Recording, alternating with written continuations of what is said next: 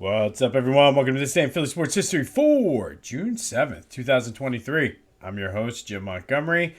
And I guess the first big news is not necessarily Philly related, and it might not appeal to everyone, but the fact that the PGA and LIV are merging is, one, just a huge story. Two, just completely blew my mind when I saw that yesterday. The fact that there was just so much trash and fighting back and forth. Also, the fact that Jay Monahan basically came out and spoke out against it and said, stay. It's all about the tour. Don't go grab the money. And some of the guys actually legitimately did.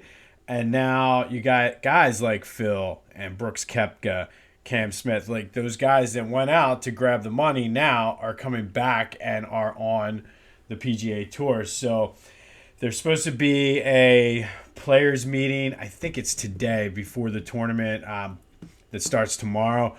I'm anxious to see what comes out of that and what guys say, whether they're going to be allowed to say anything, because I know right around the time of the Masters, Rory kept saying he was not allowed to talk about LIV. I don't know if he was involved, if he knew how the guys are going to feel about him. Like, there's just so many unanswered questions. It is shocking, but one thing I will say from a golf fan perspective, it's going to be nice to be able to see all of those guys probably more regularly. They said they're going to kind of finish out this year, and then I don't know what's going to happen. They did mention implementing some of the team things. I think at the end of the day, it's probably going to be better for the game of golf as far as what we're able to see as fans. But if you're a member of the PGA or one of those guys that didn't go over to LIV, you're pissed right now. So I'll update more on that as it goes. But I think as far as my perspective as a fan, it's going to get better. And I'm trying to stay away from the political side of it with the Saudi Arabians and everything like that. But, I mean, there's a lot of questions that still need to be answered. And I'm very anxious to see what comes out of that meeting today with Jay Monahan and the players, because I guarantee almost all of them are going to show up. Hopefully I'm able to get an update on that tomorrow. Phillies update. I mean, they won again, and they did it differently this time. It was 1-0. Tawan Walker went 7 innings, gave up the 2 hits, had 8 Ks, looked very, very good. That's like now 2 starts in a row where he looked okay. He kind of left the one game early, but he was okay. Like, he didn't have the blow-up inning. I kept waiting for Kimbrel to give up a bomb there in the top of the 9th, but, I mean, he came in and he was lights out. 3 straight strikeouts to end the game. Schwarber hit another home run to lead off the game, and then they coasted with that. But again, that's 4 in a row. I'm still cautiously optimistic that they're turning the corner and ready to be on the brink. They've done it a couple different ways now. It seems everything's coming together. I've not heard how Alvarado made out last night, but 4 in a row. They're slowly getting there. They finish up that series today, and then the big series against the Dodgers this weekend. Other news, and it not really affecting the day-to-day, but I saw a few articles about it. They did add another minority owner. One of the minority groups sold a piece to another guy. Not going to impact the day-to-day at all. But as I said, apparently this dude was a Phillies fan. Forget how he made his money, but he has the money, and I think that would be ultimately like one of my dreams, is to make enough money, win the lottery, and not necessarily be the day-to-day guy, but come in and own a piece of the team and get to sit in one of the boxes and basically do whatever I want. Because apparently, according to when I took the tour at Citizens Bank Park, the owners get to order whatever they want. So you don't like what they're offering on the concession stands, they have chefs that'll make them whatever they want, which is pretty cool.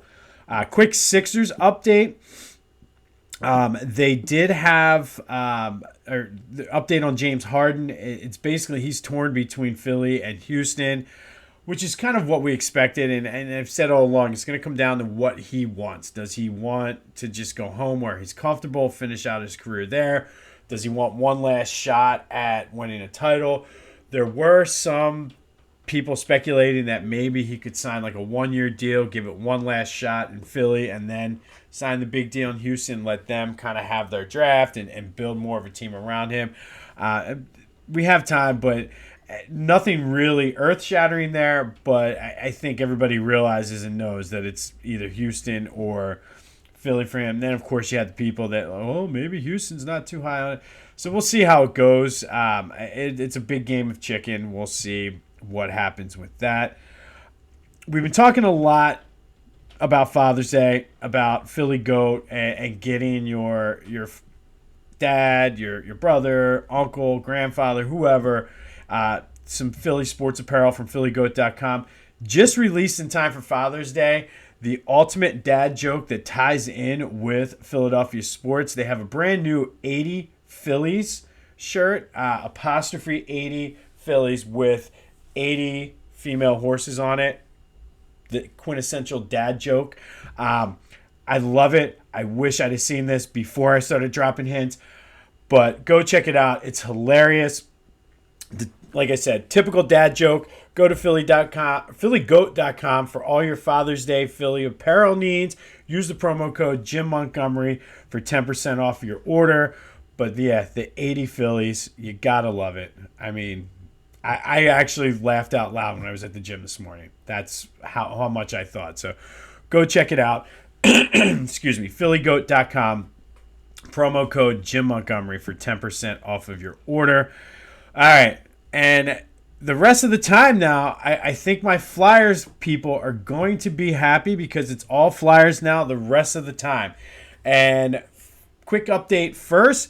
They did make a trade yesterday. Danny Briere is trying to rebuild. They traded Ivan Provorov in a 3-team deal. He ends up in Columbus. The Flyers end up with the 22nd pick in this draft. So they have the 7th and the 22nd. They have a second rounder this year and a conditional second rounder for next year. I think that's how it works. There might be another second rounder, but basically this is a deep draft. Danny Briere said, listen, we had to make that move. And Provorov, I mean, if anything else, he's solid. I mean, he played every night. You knew he was going to go out there, whether he was banged up or not. He wanted to win. I think, to be honest, this is a good move for the Flyers because they need to stockpile those draft picks and start building the team. Rumor is now there might be a move with Carter Hart, which I could go either way with. It depends on how you think you can build in this draft. Maybe they just completely get rid of him and start from the ground up. Wouldn't necessarily be opposed to this. And we've mentioned before, Danny Briere took that class at Wharton, so he knows the business side of it. So I think we need to let him do his thing and see what goes on. But Ivan Provorov went to the Columbus Blue Jackets, and I guess he was a solid player, but I mean the team was not going to go anywhere. Excuse me. So why not just get a haul of picks for him and start building through the draft? So I really do like this move. Sticking with the Flyers, on this day, June 7th, back in 1997, the Red Wings beat the Flyers 2-1 in Game 4 of the Stanley Cup Finals, completing the sweep. Eric Lindros scored the only goal for the Flyers that night. Hextall was pretty solid, stopping 26 of 28 shots. Other than that, it was a pretty shitty series for the Flyers. They allowed 16 goals in 4 games while only scoring 6. The infamous Legion of Doom line scored 3 goals, had 4 assists. If you remember, that was Lindros, John LeClaire, and Mikael Renberg. Interesting fun fact, there was 11 Hall of Famers in that series between both teams, including Red Wings coach Scotty Bowman. This kind of was the teams went in different directions after this. The Red Wings would go on to win it the next year. They won another in 01-02. Flyers did not go back to 2010, which leads me to the question, and I'll throw it out to you guys because I'm thinking this could be a topic we discussed this summer on Back to the Future. But where does Lindros rank in the biggest disappointments in Philly sports history?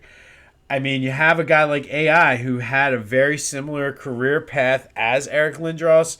Not like very like the exact same, but very similar. Got to the finals, had that peak, never did anything after that.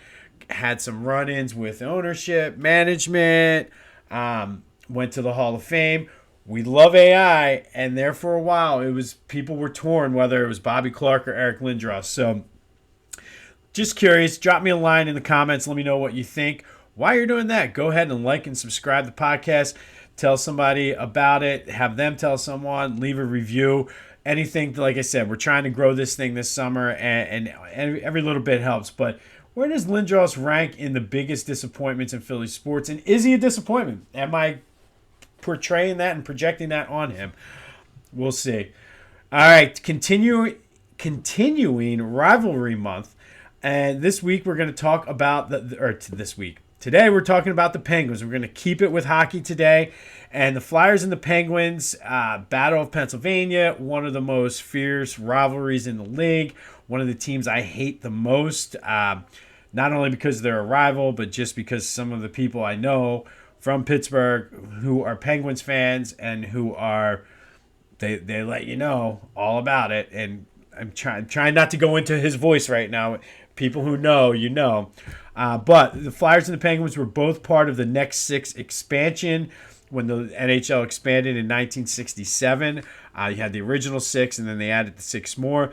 And really, there's three eras in this rivalry. You had the early rivalry where the Flyers just dominated. They won 2 cups.